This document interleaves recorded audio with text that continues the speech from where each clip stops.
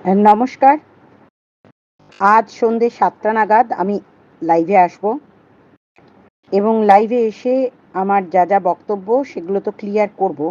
সাথে, সাথে আপনাদেরকে এটাও জানিয়ে রাখি যে তিলোত্তমা, তিলোত্তমার বিচারের জন্য আবার আগামীকাল অর্থাৎ ৮ তারিখ ৮ই সেপ্টেম্বর রাত দখলের লড়াইয়ে আবার মহিলারা পথে নামবেন।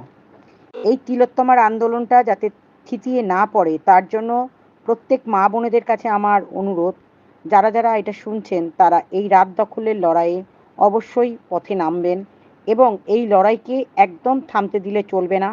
যারা সত্যিকারের দোষী, যারা তিলোত্তমার চোখে কান দিয়ে সমস্ত শরীর দিয়ে ক্ষত বিক্ষত করে তাকে যেভাবে সরকারি জায়গায় প্রশাসনিক চাকরির স্থলে যেভাবে তাকে খুন করা হয়েছে, ধর্ষণ করা হয়েছে এবং তাকে মেরে ফেলে যে বড় ক্রিমিনাল অফেন্স ঘটিয়েছে, তার জন্য আমরা প্রত্যেকটা মা বোন আমরা চাইবো রাতেও যাতে মহিলাদের নিরাপত্তা বজায় থাকে এবং তার চাকরির স্থানে মহিলারা যাতে নিরাপত্তার সহিত চাকরি করতে পারে এবং তারা প্রতিবাদ যে আন্দোলন, এই যে প্রতিবাদ আন্দোলন গড়ে উঠছে, তাতে করে পশ্চিমবঙ্গের বুকে কিন্তু যারা ভয় মানে যারা অন্যায় কাজ করেন তাদের বুকে ভয় ঘনিয়ে আসছে।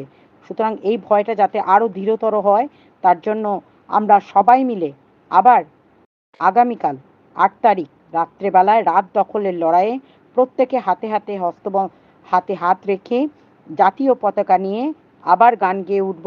কারার ওই লৌহ কপাট ভেঙে ফেল কর রে লোপাট, এই গান দিয়ে আবার আমরা সকলে মিলে রাত্রেবেলায় মোমবাতি নিয়ে মিছিল করব এবং প্রত্যেকে অভয়ের জন্য আন্দোলনে সামিল হব। ধন্যবাদ, ভালো থাকবেন।